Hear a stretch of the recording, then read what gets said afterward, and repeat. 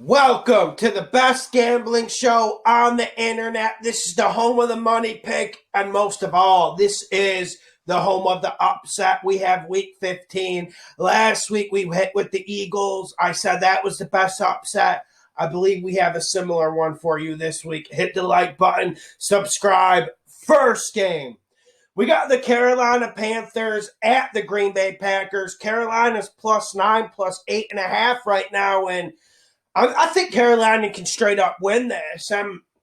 When I'm looking at this game, the first bit of news you get is Christian McCaffrey probably won't play.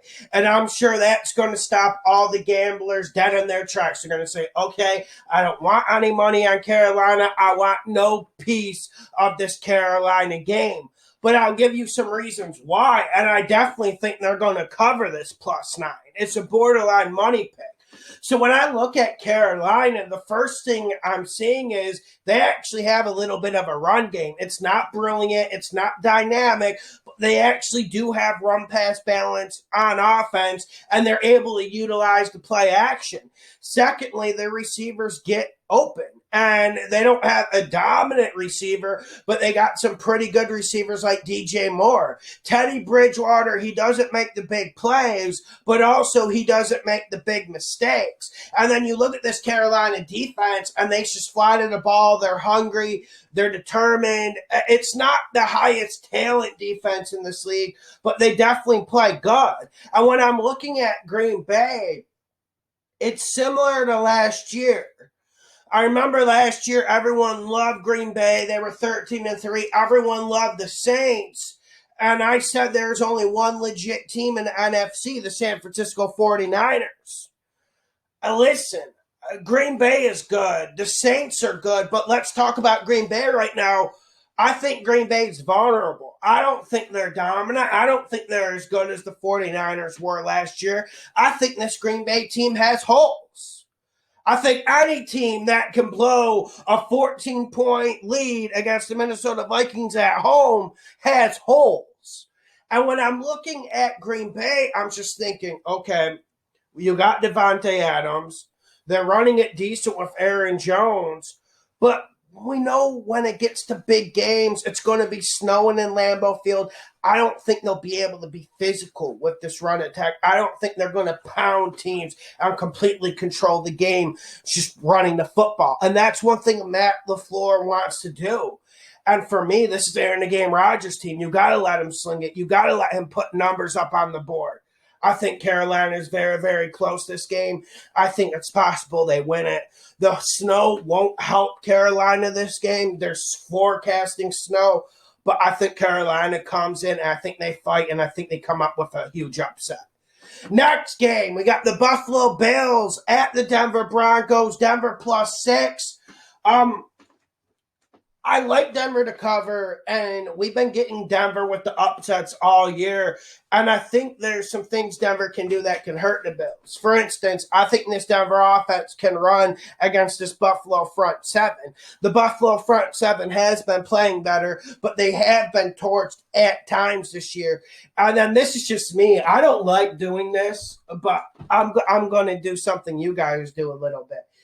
Isn't Buffalo's offense due to have just one down day? They've been absolutely brilliant in the last 6-7 weeks. Ever since that disappointment against the Jets, they've been coming. They've been high octane. Stephon Diggs is open every single play. It is honestly crazy what this Bills offense is doing.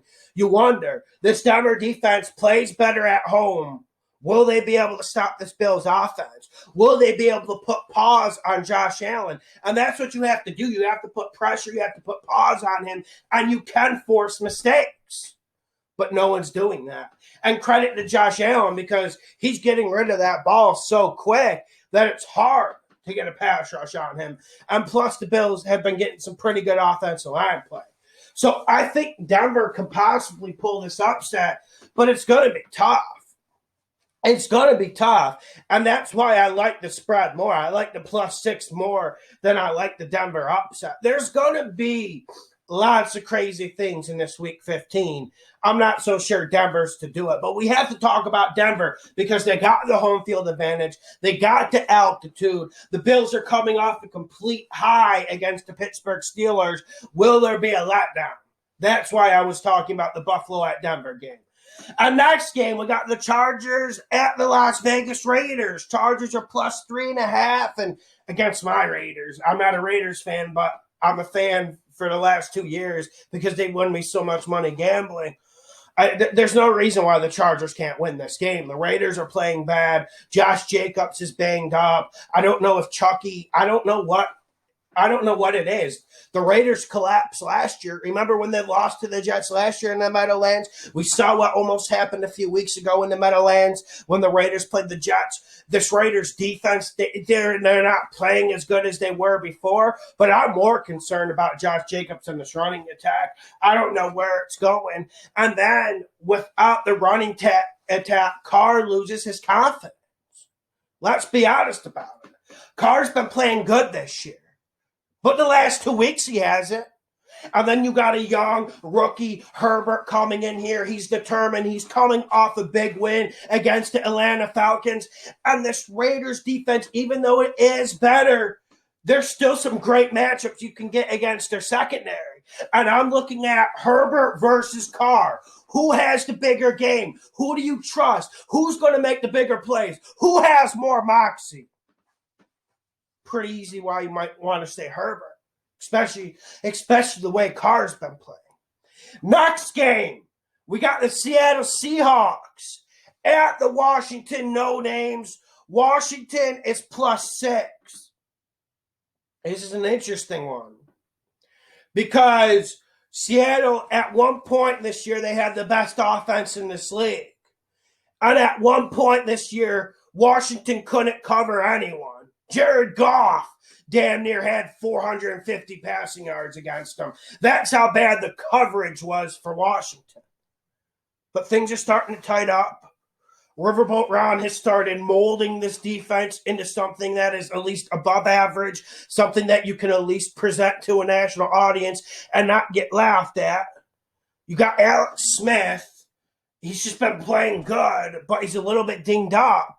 But here's the biggest difference with Washington. They're able to run the ball now. And it's this Gibson kid. He's fast. He likes running the ball. But it's more about this offensive line's finally starting to get a push. And you have to get a push. You have to be nasty as an offensive line. And that's something this team was not doing earlier this year. And when you face that Seattle defense, 32 out of 32, it brings confidence. It brings moxie. It lets you open up the playbook. Everything is on deck against this defense because they don't put you in bad situations. They don't. It's easy playing offense against the Seahawks defense. Sometimes they get stops, but not really. You really have to make a mistake if you don't come up with at least 3 points per possession against this terrible Seattle Seahawks defense. So the people telling me that Washington have no chance this game, you need to go reevaluate this opinion and you need to go look at this defense. I don't care about Russell Wilson. I don't care about DK Metcalf. We know those guys are absolutely legit and dominant. It's not about them. It's a team game. This isn't the NBA. You don't just win because you have Jordan or LeBron. This is a team game. This is 52 men, not 2 guys. I'm getting tired of it. Next game, we got the Philadelphia Eagles at the Arizona Cardinals. Philly is plus 6. Similar methodology of last week. I got a lot of hate last week because the Philly pick, I really didn't understand it, and I'll explain it again. Because there was people in the comment section who weren't understanding. I explained something really simple. It's complicated yet simple. My big problem with the Eagles this year is Pedersen. I was never blaming Wentz, but I supported the Hurts move. And here's why I supported the Hurts move. Because it forced Pedersen to run the ball more and change this offense. The offensive line, I think the Eagles have the worst pass blocking in the league. They cannot pick up a blitz to save their life, let alone block a front four. So this changed Pedersen's methodology. This made him run the ball more. This made him use different types of plays. This made him use quick passes. And now we play Arizona. And Arizona doesn't have Chandler Jones. Arizona doesn't have much of a pass rush. And Arizona isn't the most physical team in this. We saw a Philadelphia team be a very, very physical New Orleans Saints team with smash mouth football. And I think we're going to see similar type play.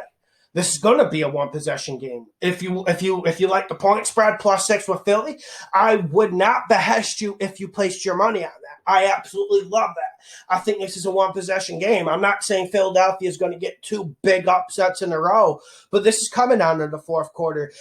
People are going to be sweating during this game. And so we know what the Philadelphia offense is going to do. I think they're going to put up 17 to 20 points, although Pedersen is scaring me with how aggressive he is. He is starting to scare me with all the fourth down conversions. I was yelling at the TV last game because I felt like he was going too much. Okay, so I think the matchup to watch this game is the Eagles defense versus the Arizona offense. This is going to tell if it's an upset. If this Philadelphia defense comes to play like they did against the Saints, this could easily be an upset. One thing the Cardinals need to do is, firstly, you need to spread out the Eagles. We know the Cardinals are going to spread them out. Eagles got some injuries in their secondary, but most of all against Philadelphia, you have to run the ball. Because if you don't run the ball against them, Jim Schwartz can get creative. He will send blitz, and they will create pressure against the quarterback. And say what you will about this Philadelphia Eagles defense, one thing they can do effectively is put pressure on the quarterback. Arizona needs to have run-pass balance. I know you see the secondary. The secondary is weak. I know you want to throw the ball 50 times a game, Kyler Murray and Cliff Kingsbury, but you can't or you'll lose this game. Next game I want to talk about is Atlanta +6 at Tampa. This isn't going to happen. This is not going to happen. I wanted to just cut this right down at the root before I started seeing it in the comment section, before I started seeing people ask me this question. Atlanta will not beat Tampa Bay. First of all, Atlanta doesn't have the heart. And listen, it's all well and good that Quinn lost his job. And that, yes, the team is playing with more fight with Raheem Morris. But this is Tampa Bay we're talking about. This is one of the most stacked teams in the league. And this NFC is wide open. I know you guys love the Packers. I know you guys love the Saints. But this NFC is wide open.